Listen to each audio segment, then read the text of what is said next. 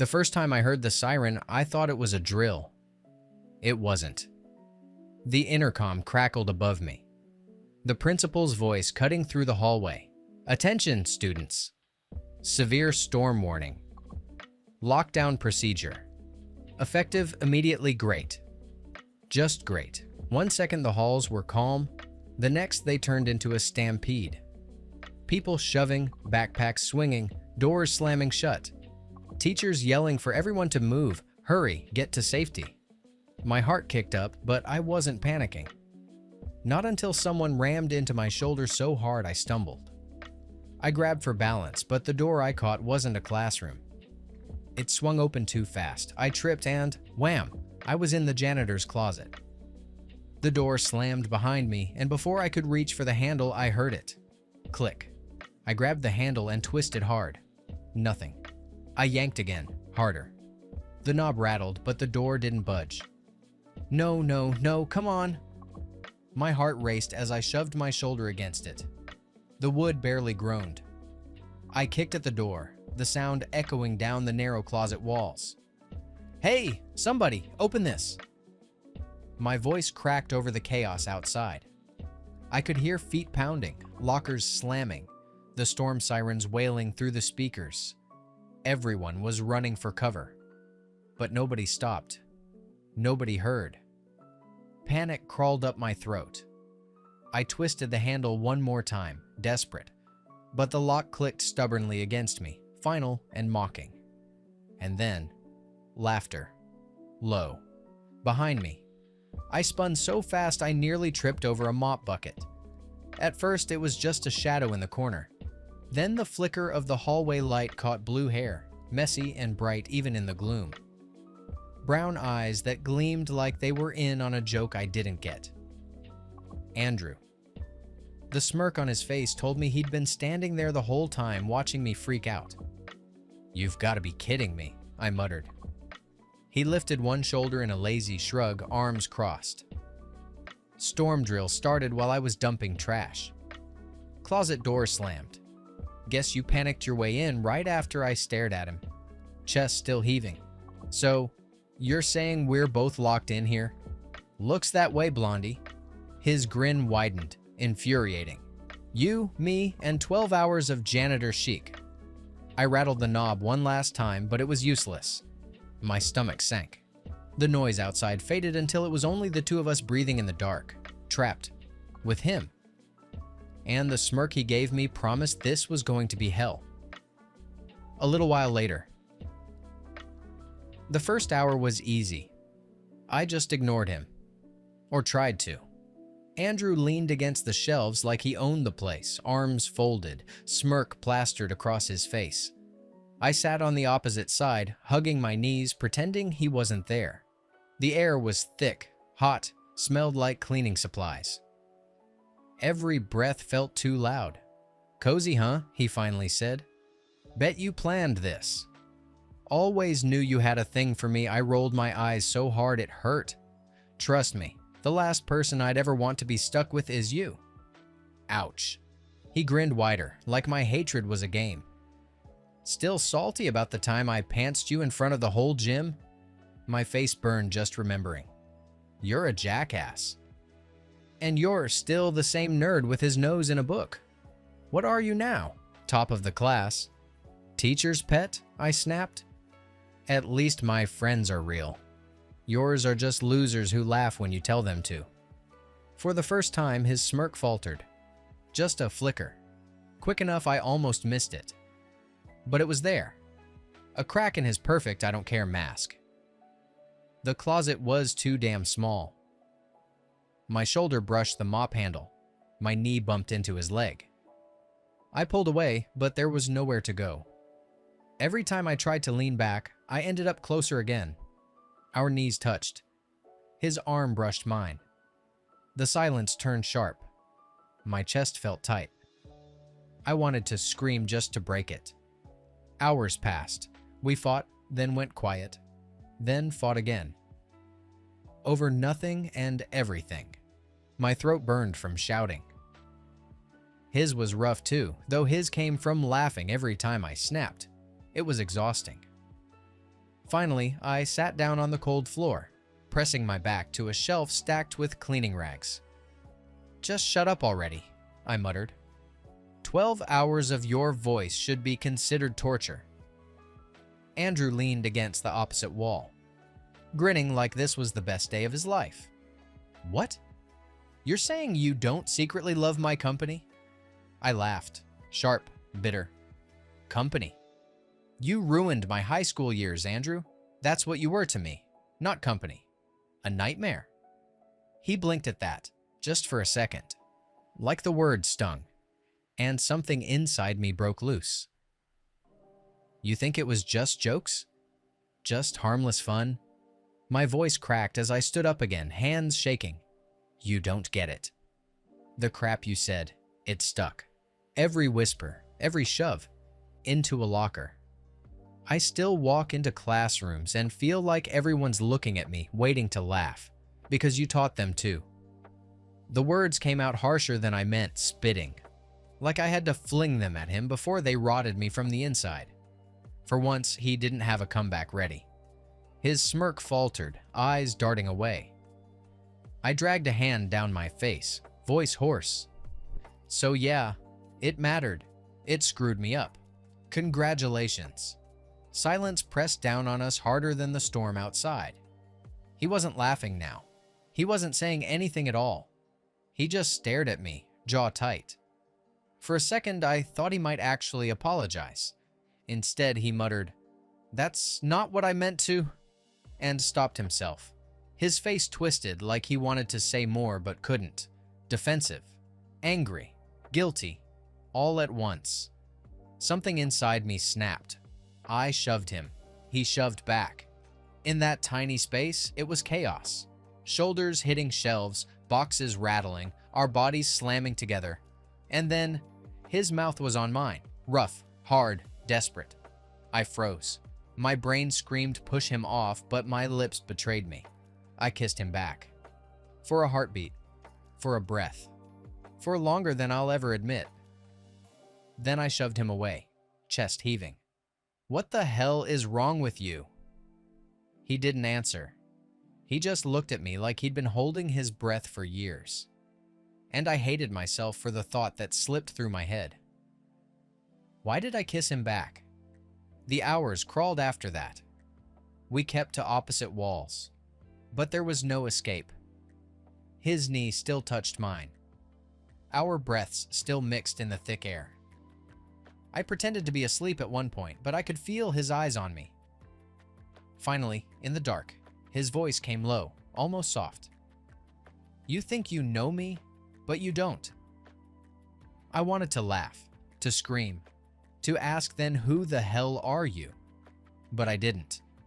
I just stared back, heart pounding, because some part of me was scared of the answer.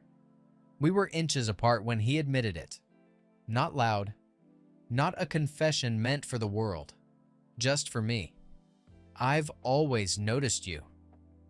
Even when I pretended to hate you, I thought my chest would crack open. I wanted to yell, to tell him to shut up, to stop messing with me.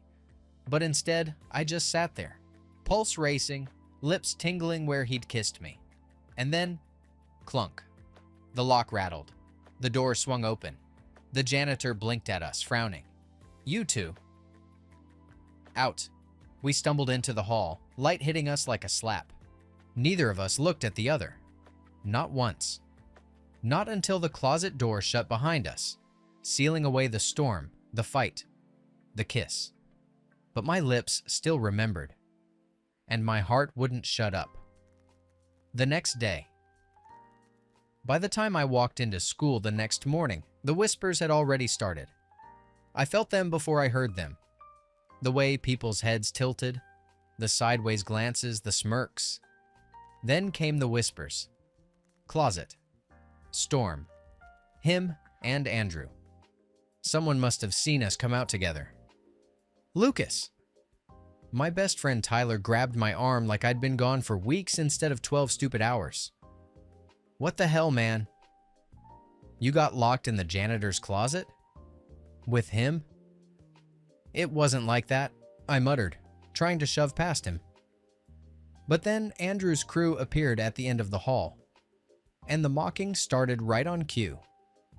"Hey, lover boy," one of them called out. "Did you two get cozy in there? Should we be calling you Blondie and Blue Boy now?" Laughter exploded. My face burned.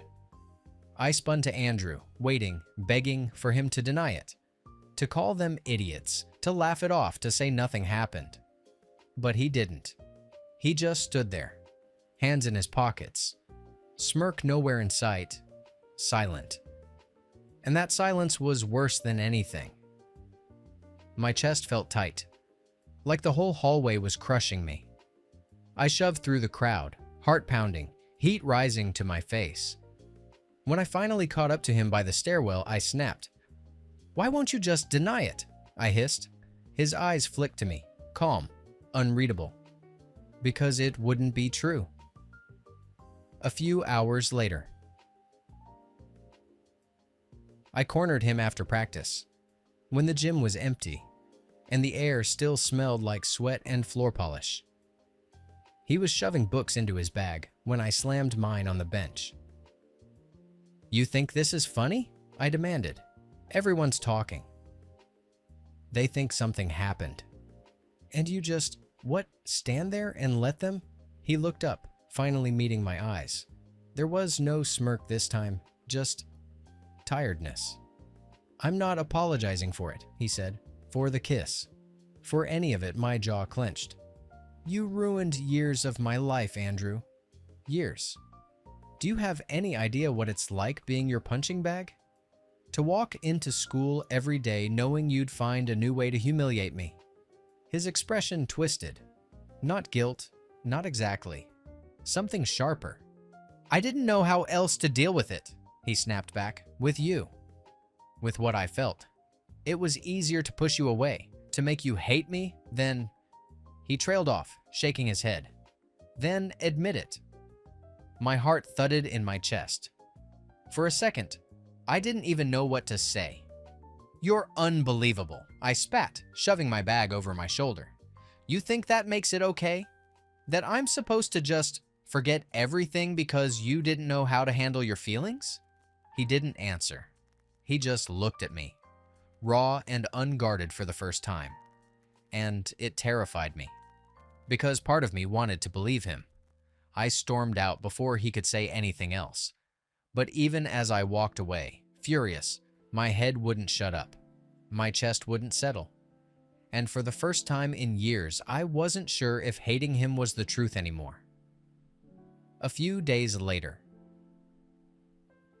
I hated the cafeteria. Always too loud, too bright, too many people who looked straight through me, or worse, didn't. That day, the whispers were louder than the trays clattering. I could feel eyes following me as I slid into my usual seat with Tyler. I told myself to ignore it, to just eat my fries and keep my head down. But of course, Andrew's friends didn't let it slide. "Hey, Lucas," one of them shouted across the room. "How's your boyfriend? Did you two christen the mop bucket in there?" The whole table howled with laughter. Another voice chimed in. "Guess Blue Boy finally found someone desperate enough." The cafeteria roared. I wanted to sink into the floor. My ears burned. Tyler shifted like he was ready to throw hands, but before he could, another voice cut through the noise. "Shut up." The room went dead quiet. I looked up. Andrew was standing at the end of his table, jaw tight, glaring at his own friends. "I said shut the hell up," he repeated, louder this time. "You don't know what you're talking about. So cut it." The silence stretched, heavy and stunned. No one laughed. No one said a word. Even his friends just stared at him like they didn't recognize him. And honestly, neither did I. Because for the first time since I'd known him, Andrew wasn't laughing at me. He was standing with me. Something shifted in my chest. Something I didn't want to name. A few days later. The storm closet night lingered in my head for days, like an echo I couldn't shake. We'd yelled, confessed, almost, yeah. I told myself it meant nothing. But then I saw him again. He was leaning against the bike racks after school, kicking the metal bar like he had nowhere better to be. Normally, I'd walk the long way around just to avoid him, but this time he looked up and said, "Hey, just hey." No smirk, no stupid nickname, no blondie dripping with mockery. I stood frozen, waiting for the punchline. "That's it?" I asked, sharper than I meant. "No insult? No joke about my hair?" Andrew shrugged, eyes darting past me like he couldn't quite meet mine. "Do you want me to?" I didn't. And that scared me more than anything. So I shoved my hands in my backpack straps and kept walking. To my surprise, he fell into step beside me. Not too close, not crowding, just there. The silence stretched thin between us. He broke it first. "Mr. Bennett's gonna lose his mind when he finds out half the class failed that math quiz." I snorted. "Half the class didn't study." "You did," he said without missing a beat. I glanced at him, startled by how casually he'd said it, like he'd been paying attention all along. His face was unreadable. We ended up talking about the dumb vending machine that never had chips, about the cafeteria's tragic excuse for pizza. Stupid things. Normal things. But each word felt like testing a bridge we'd always set fire to before. By the time my street came into view, I realized something strange. We hadn't fought once. No raised voices. No tension. Except for the kind you couldn't name. He stopped a few houses down, hands shoved deep in his hoodie. "Guess this is you," he said. "Yeah." I lingered, unsure why I didn't want to just bolt inside. He nodded once, like he had 100 things to say but swallowed them all. "See you." And just like that, he walked off. My heart shouldn't have been pounding from that, but it was. 3 nights later, I heard a noise outside my window. At first, I thought it was the tree branches scraping, but then, tap. I froze, every horror movie I'd ever watched flashing through my brain. I pulled the curtain aside, and there he was, Andrew, crouched on the roof with his hoodie half-zipped, blue hair glowing under the moonlight. He grinned like this was the most natural thing in the world. "You're insane," I hissed as I slid the window open. "Do you want to break your neck?"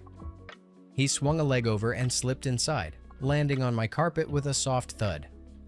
"What? No warm welcome?" "My parents are asleep." "Then you should be quieter." He smirked, making himself right at home as he flopped onto my bed.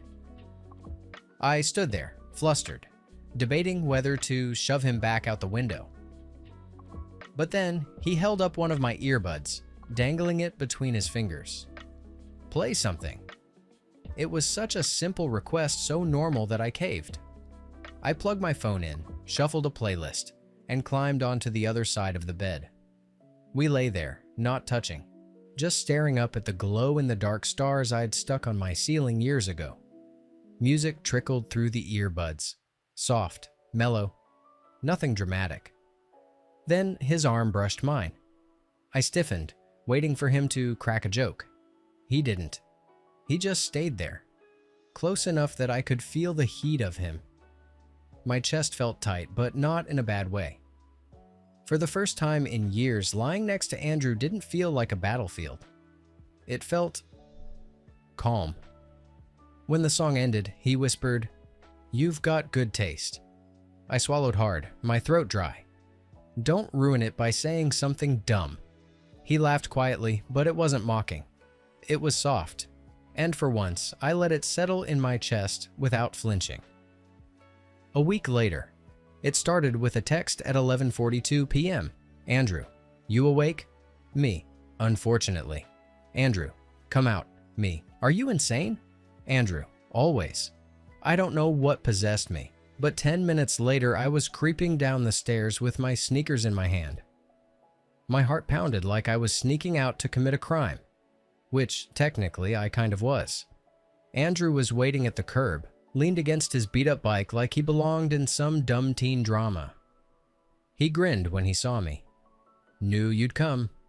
You didn't know that, I whispered harshly. Yeah, I did. We biked through the quiet streets, the wind cold against my face, every shadow looking twice as dangerous this late. But when I glanced at him riding ahead, blue hair catching the moonlight, I wasn't scared, just alive. He led me past the park, down a dirt path I didn't know existed. At the end of it was a lake, dark and still, reflecting the stars. Whoa, I breathed. Not bad, right? His voice softened, like he wasn't sure I'd like it. We sat at the edge, sneakers in the grass. For a while, we didn't say much, just listened to the water lapping at the shore. Then he broke the quiet. When I was a kid, I used to come here whenever I wanted to disappear. Parents fighting, friends being idiots, me screwing up. This was the only place that didn't make me feel trapped. I turned to look at him. It was the first time he'd let me see past the armor. Why are you showing me this? He shrugged, not meeting my eyes. Because you're the only one I want here. I felt something shift in my chest, heavy and light at the same time. Don't get all sentimental on me, I muttered, but my voice cracked a little. His smile was faint, almost shy. Too late. We stayed until the stars blurred from tired eyes, and walking back, when his shoulder brushed mine, I didn't pull away. 4 weeks later. One night turned into 2, then 3, then 4 weeks. It became a rhythm, his text buzzing on my phone, me slipping on a hoodie and climbing out the window. Midnight bike rides, secret spots.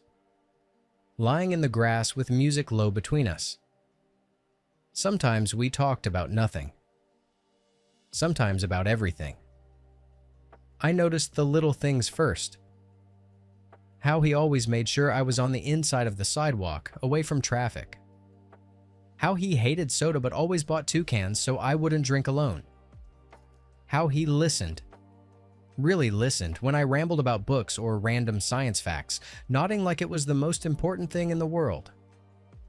And how he never tried to kiss me again. Not once. Even though sometimes his gaze lingered on me. Even though my heart slammed against my ribs whenever he sat too close. He didn't push. He just stayed. To everyone else, nothing had changed. At school, he still cracked jokes, still acted untouchable. But behind closed doors, we built something fragile and quiet, something I didn't have words for yet. Lying in my room one night, both of us stretched out across my bed with earbuds in. He rolled onto his side and whispered, "It's weird." What is? How good this feels. Just being here, I turned toward him. Our faces close enough that I could see the flecks of gold in his brown eyes. My chest ached with something terrifyingly soft. "Yeah," I whispered back. "It is."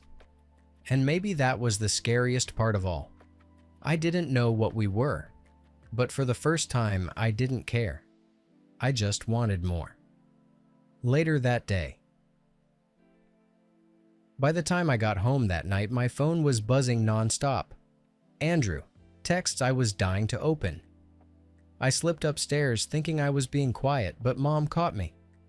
She leaned against the kitchen counter, arms crossed, that mom look plastered on her face. "You've been sneaking out a lot lately," she said. "And don't think I haven't noticed you glued to your phone at all hours." "It's nothing," I muttered. Her eyes narrowed. "It's not nothing if it involves him. Lucas, that boy has done nothing but hurt you for years. People change, sure, but not overnight. He is toxic. Stay away from him." Before I could argue, my little sister piped up from the table, swinging her legs. "Everyone at school's talking about you and Andrew. Even I heard about the closet thing." My stomach dropped. I couldn't even breathe for a second. Mom sighed, softer now. "Honey, I don't want you getting caught up in something that'll just break you more." I escaped to my room before I said something I'd regret. Later that night, with my mom's words ringing in my head, I lay in bed staring at my phone, wondering if wanting him was the stupidest thing I'd ever done. A few days later,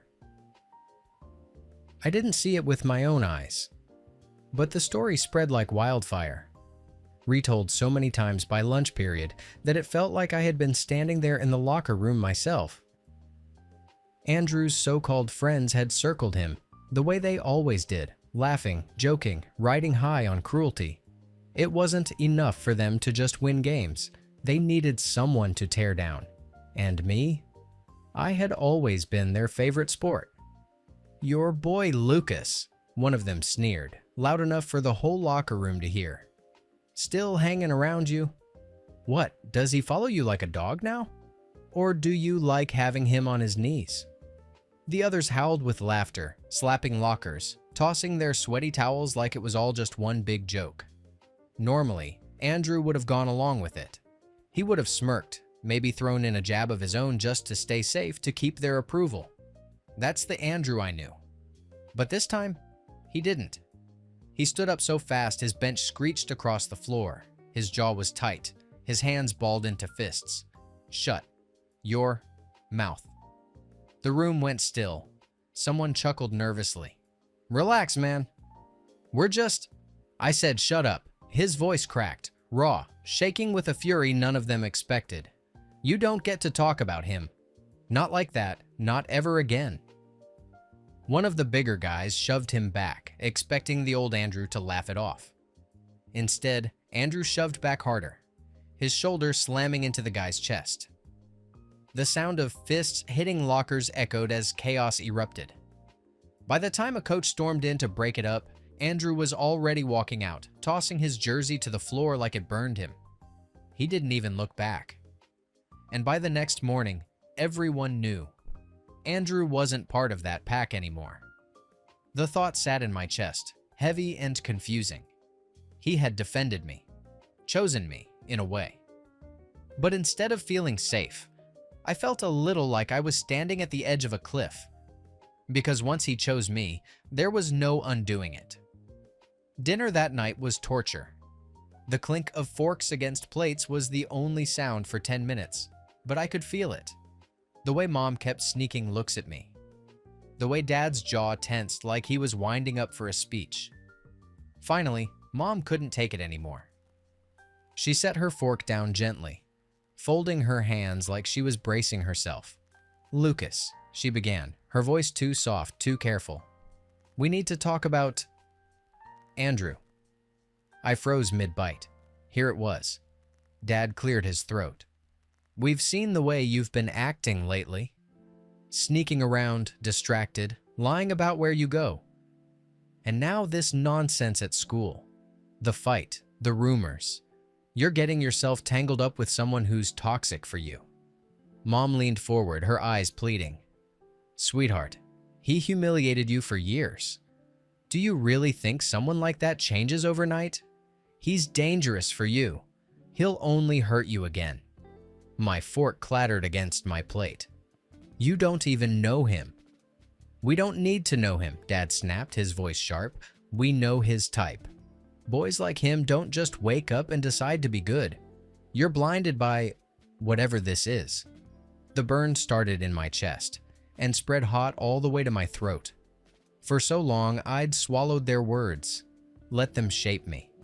Tonight, something inside me snapped. "You don't get to decide that for me." My voice came out louder than I meant, shaking but strong. The whole table went silent. Mom blinked, stunned. Dad's face darkened. My little sister looked up from her phone, wide-eyed, like she'd never heard me speak this way before. "I know what he's done," I said, forcing the words through my trembling. "I know better than anyone. But you don't get to choose who I forgive or who I trust. You don't get to tell me who I care about." "Lucas," Mom tried, but I cut her off. "No, this is my life, not yours, not his, mine." I shoved my chair back, the screech of wood on tile making me flinch. But I didn't stop. Their voices chased me as I stormed down the hall, but I didn't turn back.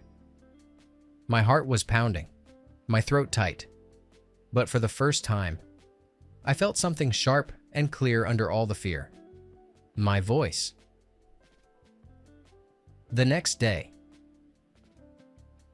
the bleachers were empty, silver bones stretching out under the night sky. The field lights had already clicked off, leaving the whole place in shadows except for the glow of the moon cutting sharp across the grass. I pulled my hoodie tighter and climbed the steps, my heart banging like it was trying to escape my ribs. I wasn't even sure if he'd show, but he was already there. Andrew sat hunched over, elbows on his knees, staring at the dirt like it had all the answers he couldn't say out loud. His jacket was tossed beside him, his hair a mess like he'd run here. For a moment, I thought about turning around, pretending I never came. But then he looked up, and it was too late. "You came," he said quietly, like he didn't believe it. "Don't sound so surprised."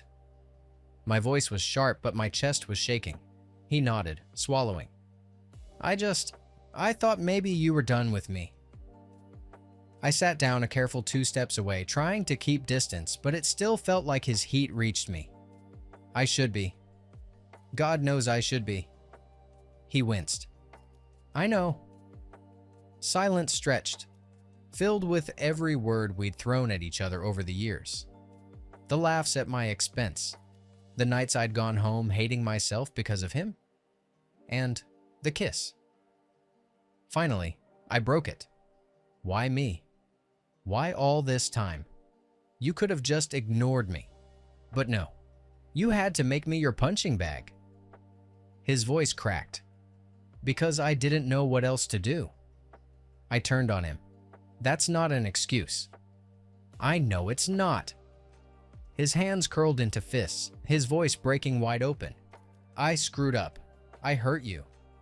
But every time I saw you, it was like you were pulling something out of me I didn't want anyone to see.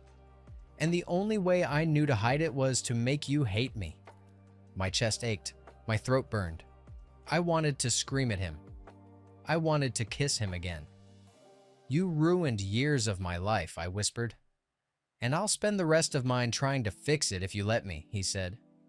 His voice was raw, desperate. The silence between us was louder than any storm. I shook my head, blinking too fast. We can't keep running like this. Hiding in closets, meeting in secret. His eyes searched mine, dark and terrified. "Then what do we do?" I stood, every nerve in me trembling. We stopped pretending.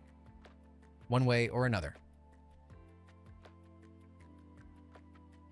A few weeks later. It had been weeks.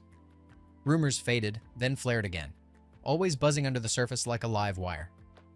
People still whispered when we passed each other in the halls, but no one had the guts to say it to my face anymore. We'd kept our distance, at least in public. But the storm between us never really went away. That morning, I saw him leaning against the wall by the science wing, like he was waiting. When our eyes met, he gave the faintest tilt of his head toward the end of the hall. The janitor's closet. The same damn door. My pulse spiked as I walked toward it, trying to look casual. He held it open for me this time. No chaos, no shoving. Just him, waiting. Inside, the air was dusty and still. The same shelves and mop handles like nothing had changed. But everything had. I tried to laugh, but it came out shaky. Should we relive the trauma? Andrew's mouth twitched into a smirk, softer than I'd ever seen it. Or the kiss? My stomach flipped. You're impossible. And you're still here. I didn't realize I'd stepped closer until our shoes touched. The world outside didn't matter. Just the heat in his eyes. The way his voice dropped low, careful. Like he was handing me something fragile. This time, he whispered, "We don't hide."